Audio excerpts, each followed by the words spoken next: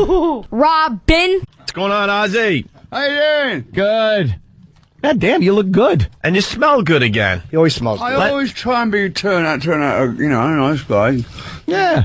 If I come out in here smelling a puke and excrement from last night. He's sleeping in his own sick. I could smell you from here, and I'm like 20 feet away from you. Good stuff. Every time he comes in, he smells great.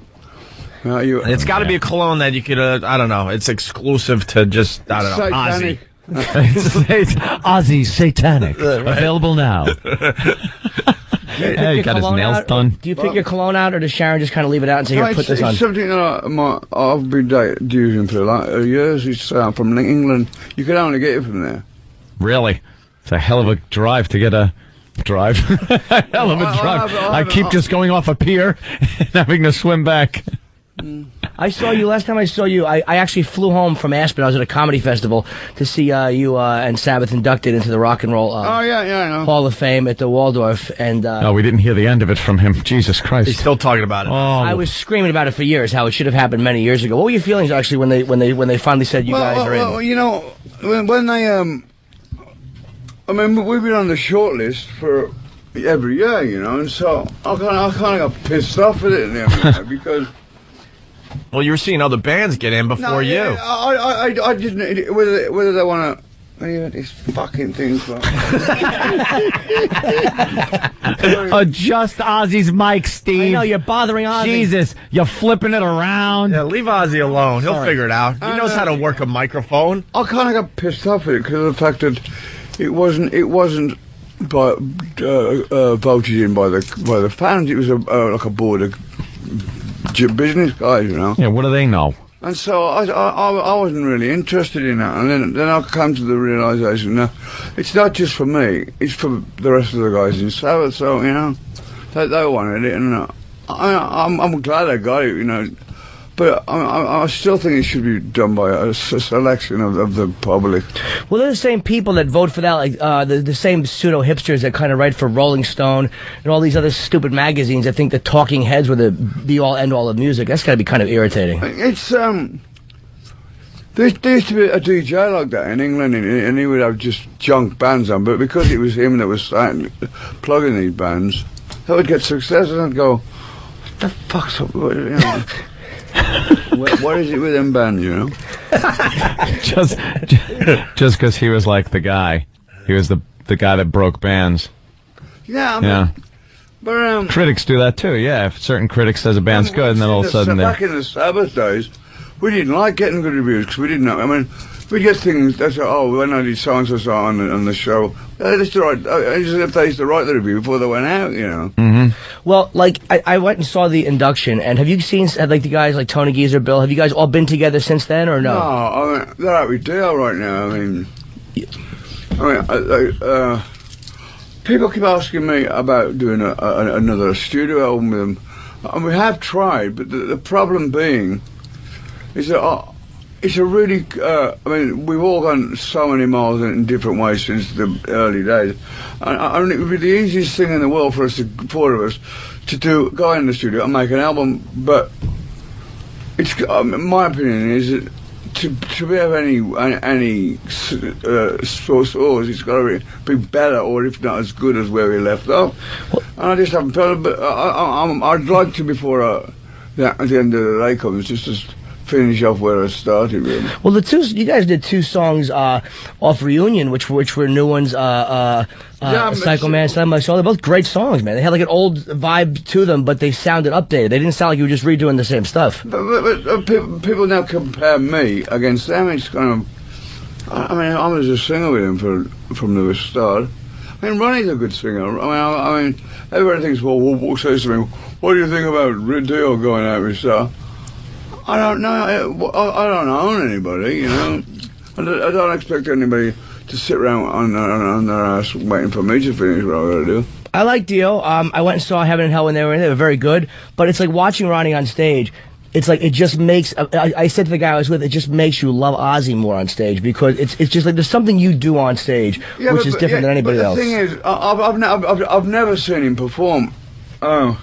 But I'll tell you what, there's a lot of guys try to rip his style of singing off. Over the years, yeah.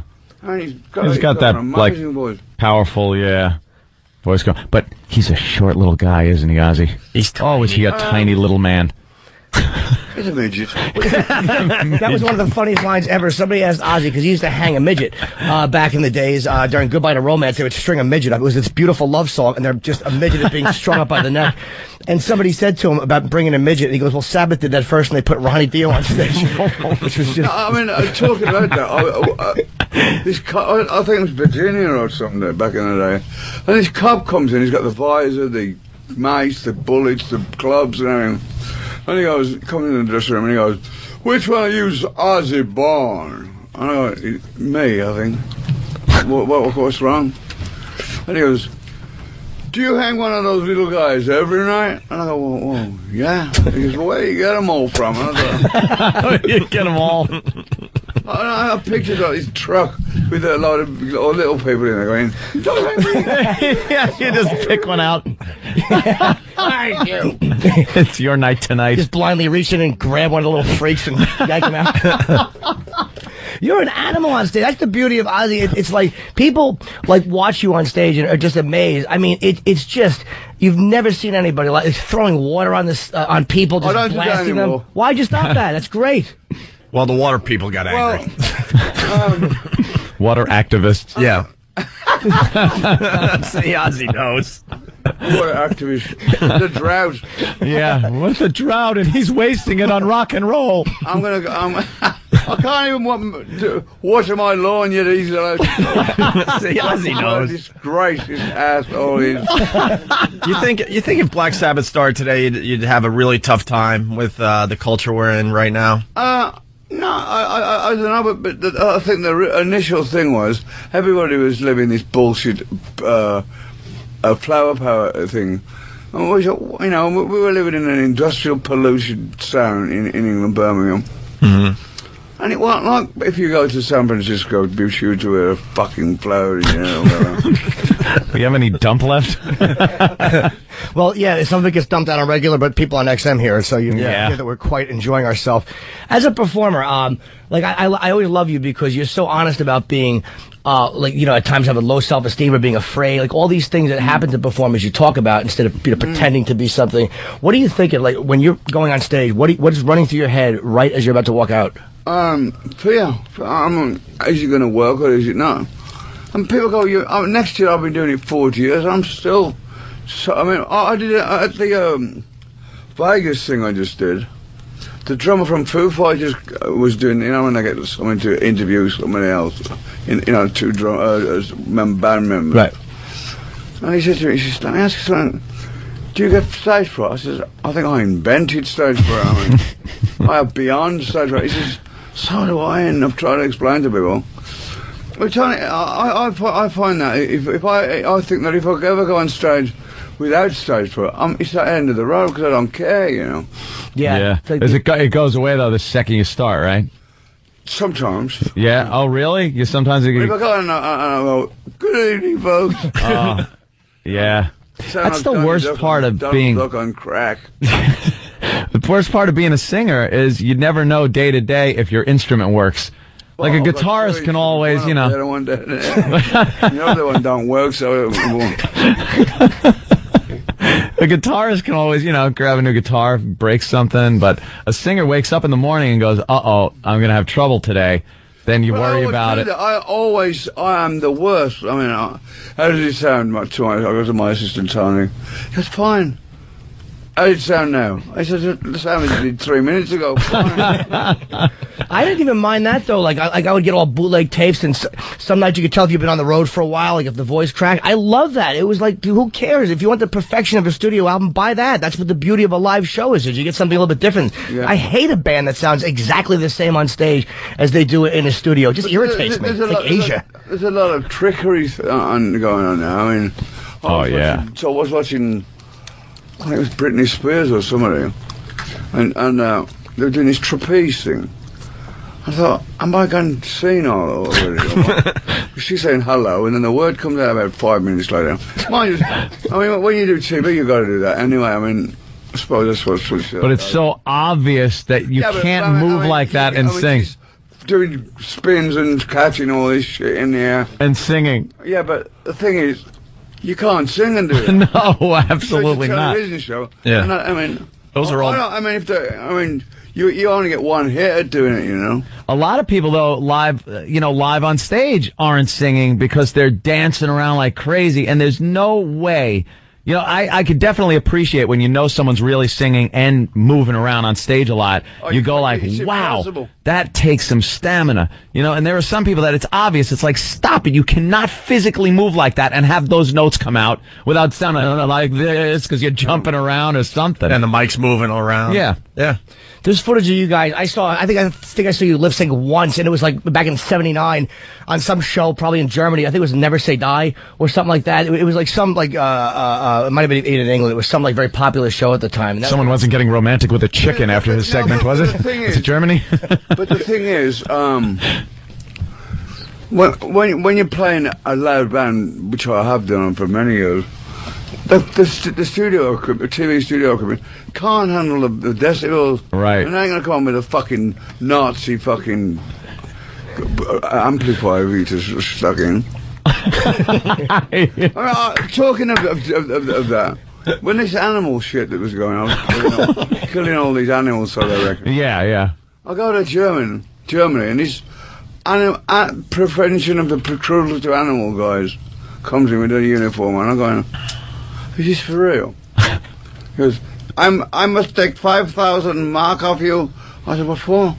Just in case you kill animals on stage. And I go, are you kidding me? And he goes, no, it's no joke. I said, well, remember the word gas? Yeah. Oh, God damn. And he got all pissed off at me. I would assume he would, yeah. Yeah, but, I mean... But, yeah, you're just bringing up the past performance. The word 6 million of anything. Yeah, and they're worried about maybe you hurting an animal. The only animal I ever hurt was me, really. Yeah. How are you doing with that? Because I know like you had been kind of like saying like it was going good, and then you was like you look really healthy, man. You look really healthy. It's called fat where I come from. No, you look good. Fat. It's, I haven't done anything dodgy for a while now, you know. But I've said that before, and then Ozzy's over. Ozzy, the world can come out of their Ozzy bunkers now. And the next thing, I went on the front of the National Corps with a bottle stuck up my ass. Yeah, no more all-terrain vehicles, or you're staying off of that. 3 miles an hour. Someone new once said to me, "How do you think you'll eventually croak?" And I go, I don't know. I did it twice and got 3 miles an hour on a ITV. But the drugs were great, though. Oh, yeah? I'm in pain. Oh, no more. Did they give you morphine? I used to go, I don't know. I said, a shot of that and the Jimi Hendrix album, and I was fine. There's nothing better than when you're laid up and are actually given drugs that are better than any drugs you can get, and it's legal. I used to I go, if I injured myself, I go, Demerol! Is that sick or what? I mean... Yeah, how are you feeling now? Well, I've still got a little bit of pain. Well, where? I don't know, let me think. You write up the prescription while I think. Yeah. I remember getting a prescription for Vicodin, and the second the second I took one and started feeling it, I dumped them out in my hand and counted them. I went 1, 2, 3. How many do I have left? All right. When should I take half? I started really getting into. That's what happened to me the first week. Then it was like eating down 25 at a clip. And Nicole went. I mean, my cocktail was like an atom bomb compared. Yeah. I've been in New York and I went to a guy. And he says, don't ask me for anything. I said, oh, Doc, you got to give me something. No, nothing. And I'll drive the guy, man. I wouldn't leave his office.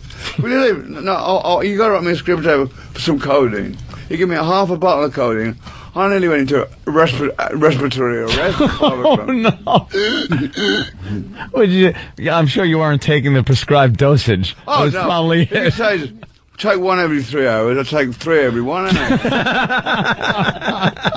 That's the beauty of being dyslexic. Yeah, you just mixed it up. What can you do? I mean, I used to go, well, I've got to take them anyway. If I take 10 now, I won't have to take them for the next. Then yeah, you don't have to take them later. The next time I've run out and I'm going, Tony, I've got a bad leg. I mean, are you implying that you can show moderation? Sorry? What happened to you? Sorry, Jimmy. Yeah, go ahead. Okay. No, I was saying, are you implying that you weren't showing moderation? Moderation? I thought that was a town in Bavaria. No, I mean... No, they put what they'd say on my little thing that I'm going to. One's too many and 10's not enough. I mean, there was never enough for me. It was funny. There's a great thing called Don't Blame Me, which is a great documentary on you. And Joe Elliott from Def Leppard had a great line. He said, if you're living like a life of debauchery and you couldn't find someone better to judge it on than Ozzy. Like, if you're watching Ozzy, like, that's what I want to do if I'm, like, going to be drinking and getting high. Yeah. Saying that with Def Leppard, what was the guy's name who died? The guitar. Oh, yeah. What was his name? Yeah, Steve, I would be out of my mind on the tour of Germany, and I'd often run into him, and he'd be sitting in a bar, and I'd be going, well, I need to go try or I was trying to give him advice, and I was more out of it than he was. That's not a good sign, by the way, if Ozzy's telling you, giving you advice. Yeah. Don't drink it. So you can't... do you have a couple of beers every now and then, or nothing? Never ever did that. I never had a couple of anything. Oh, a couple, okay. I'm just saying you can't. So I just don't... Because I know it'll last for about half an hour, and then I'll be diving through fucking buildings or something. You'll just want more and more. I used to wake up in some really strange situations when I was...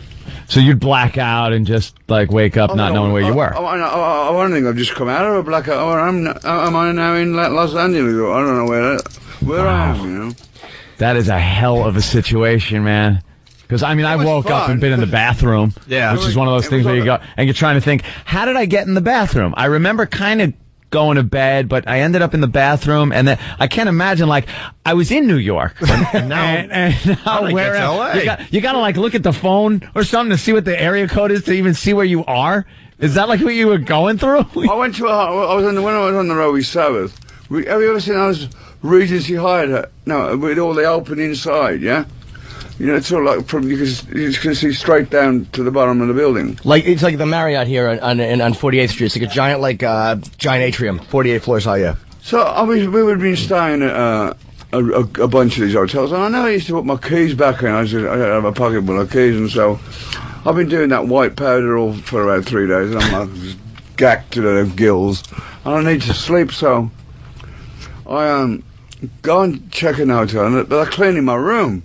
It's like 8 o'clock in the morning, and the woman goes, "Well, just sit in the coffee, and we'll come and tell you when it's ready." So I'm sitting in the coffee shop. My room's I think it's 816. I've got a key in my pocket, and I swear to you, I'm not making this up. Oh, I can't wait. I'll just go in the room. I'll put my hand in the bag. I bought another 1806. So I go up to it, and as I get to the room, the maid is just going out, and I go, "Oh, great! I finished my room." Get into bed. And it's like 8 o'clock in the morning. We were on stage and that evening. We were touring in Van Halen. And I woke up and look at the clock. And I think, something don't feel right, you know. So I look at the clock and I go, I'm phoning the operator. I go, "What time is it?" She goes, "It's 6:30, sir." "Oh, thanks." "What time of day is it?" 6 o'clock in the morning. I go, "Shit." I slept through the day, through the night. And the police thinking I was kidnapped and I got to the wrong room. Oh, wow. You slept through the gig? Yeah. Like, you slept he's in the wrong room. Van Halen were pissed with me because I had to do it on the day off. And he's asleep in some other person's room. What's the look you get from the other band members? How do you explain that? I put me on the skateboard and towed me around the rest of the tour. I mean, no, like, I just go, I don't know what we're going to do.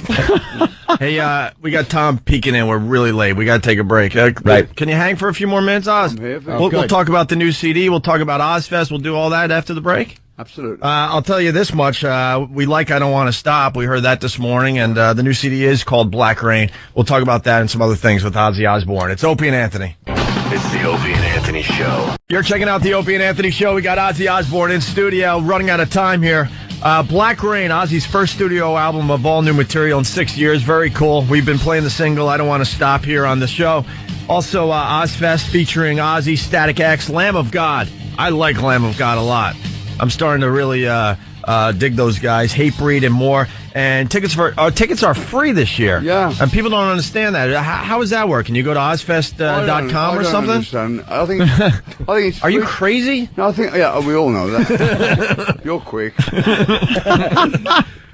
It's like free to get in, but you have to pay to get out, I think. Oh, is that pay as you exit? The old little rascals. That would be hilarious. The reason why Sharon did that, I believe, was because the bands on the main stage were charging more and more to do the show.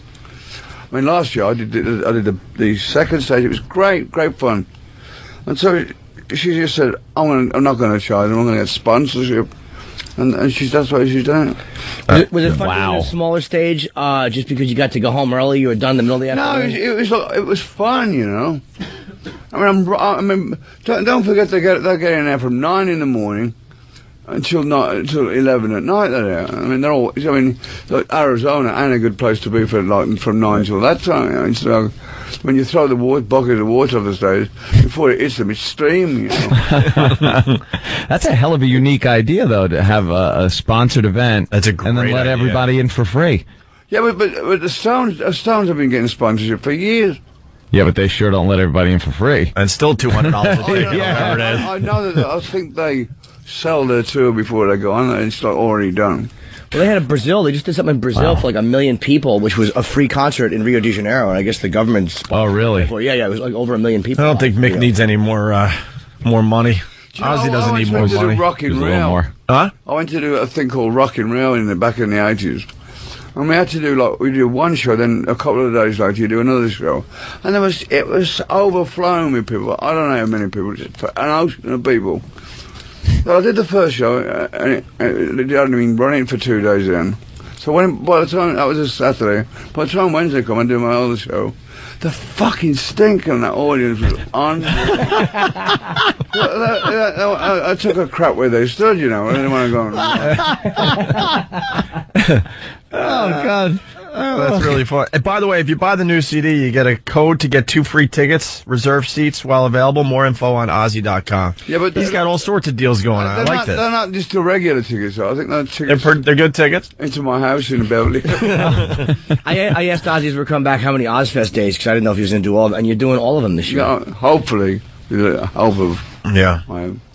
By the way, reality TV hasn't been the same since you guys went off the air. It ain't real. They're trying to get the next Osbournes, and the Hogan family stinks. Dice's show sucked. You know, they're trying to get the new Osbournes, and they're just falling short. It's like, I mean, Greta Van Susteren did an interview with me the other day, and she said to me, "Do you know why the Osbournes are a success?" I said, "I'm fucking as baffled now as I ever was." Because it was no bullshit. Yeah. Yeah, a lot of them now are all scripted, and you can tell because the people aren't good actors. You have to be a good actor to pull it off if you're going to do a scripted reality show. If you know someone, and I mean, I've met quite a few of these people, but they ain't like that, you know. Right. You didn't seem to care it's about. Not real. You didn't seem to care about keeping a rock image. You just kind of wanted people to see you at home, which is why I think people liked it. I mean, I just wanted. Sharon said to me, because people would come into my house and it would just be the way it is, you know. And people go, "Is it like this all the time?" And we go, "Like what?" You know, when you got kids, you know, you got to have 4 heads. You know, one's got moaning about one doing this, and we had no idea it was going to do what it did. No idea. I mean, when the ratings would come in, there'd all the crew would be 5 in and all this. And I go, "Well, what's that mean?" It's a 17.9. It sounds like a fucking earthquake reading. And I go, "Well, can you translate that to record? If that was records, how many would have sold?" And it would be like 7 Thrillers. And I go, what? Yeah. I did not have a clue. Didn't Sharon say the only thing that they wanted any control over you guys was if there's anything that embarrassed the children that you didn't want in, that you would have to override, but anything else was kind of fair game for them to shoot? Yeah. And how the kid's doing? Jack's doing good? Jack's in China right now. Yeah? Bungee jumping in Peking or something. And he's changed his life around since the show. It's pretty have you ever drastic. heard of a place called Yosemite Park? Sure. He climbed that Al Cap. And I go, it don't look 4,000 feet from here. And this guy goes, look on these binoculars. If you see that little bump in the side and move across, you'll see a guy wearing a red jacket. I'm going, I still couldn't. When I looked at the binoculars, he was like just a bit bigger than an ant. Wow. And it was him climbing? It was. As it goes straight up, yeah. It was great. What is it called? El Capitan? El Capitano. Or something? Yeah. Screw that. I can't imagine. No. I mean, he says, Dad, you know what? If it's that high that if you fell off, I was Jock Johnny. If you fell off, it takes 17 seconds to get to the bottom. I said, how do you know? That's a great bit for a Timex. He fell 4,000 feet in 70 seconds, and the watch was still clean. Just an arm with no body on it. He's just a workout fiend now, huh? Yeah, I've just had to medevac him back to England before I came out. Because he got some thing from him. He was in some Burma jungle or something. And he got this bug. I reckon it was some rat piss. He got. I said, I wasn't even there. He got sick from rat urine. Nah, wow. And he really got sick where you had to medevac him out? I said, I had to give him a bit of cheese every day for a few weeks. What is he, an adventurer now?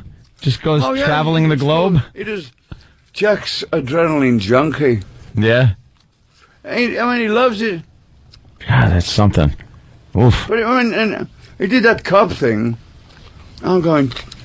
I mean, if I went and there was a midget, LaToya Jackson, the guy of Chips, the Mexican guy, I think this is a fucking joke, you know. And he took it all real. And he went out and... Unfortunately, the show didn't do well, but what Ozzy's talking about, it's Jack was part of the show where they became actual cops in Indiana somewhere, I believe. Yeah. And they actually went on real calls. And I actually watched Ozzy, and I like Jack in it especially. Yeah, he did. It was unbelievable. You think for real? You think it's a throwaway show, but no, they're domestic violence calls, and they're coming in and actually like talking to the people that are having a problem. Yeah, they had Eric Estrada would come in. That's why I'd be like, hey, you were the guy from Chips. Yeah, what are you doing here? I mean, LaToya Jackson. I mean, if she said you're under arrest, I just start laughing. Yeah, exactly. That's that one where the midget goes into the grocery store. Yeah. The woman, she goes, "You've been caught shoplifting." You go, "Fuck up." Just step on and that as well.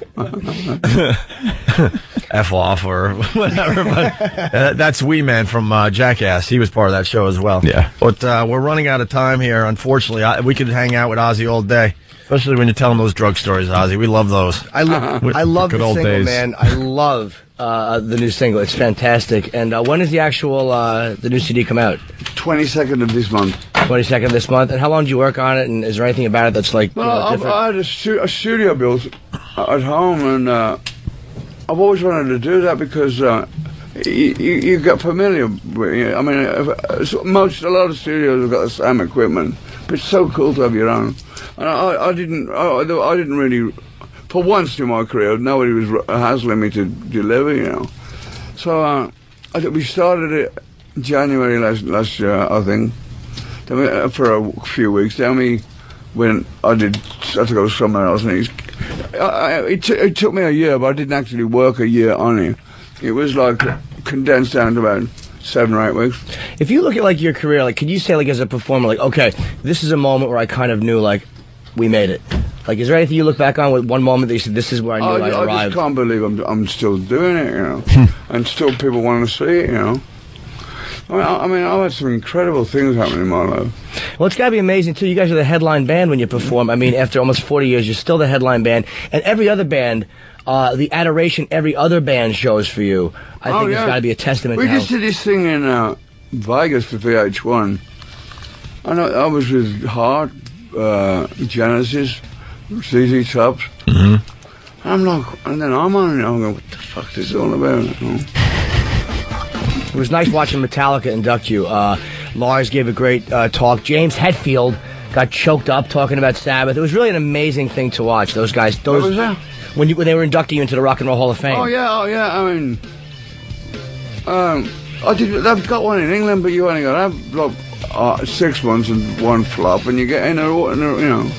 Yeah. I mean, at least America, you got to be 25. You know. 25 years. 25 years, yeah. Well, they cut us off. It's 4 minutes left because we have to run over to XM and do another show. So our show is over. Ozzy Osbourne, I Don't Want to Stop is the new single, and it's Black Rain is the new CD coming out when? 22nd. The 22nd. Next Tuesday. Month. And Ozzfest is free this year. Ozzy is on every date, barring injury or something like that, or illness. Go to Ozzfest.com for the tickets for that, yes. Tour starts July 12th in Seattle. So I just want to say, it's great seeing you guys. Keep on doing it. All right. Thanks, man. Thanks, Ozzy. Ozzy Osbourne, everyone. We're going over to XM. Have a great day. Robin.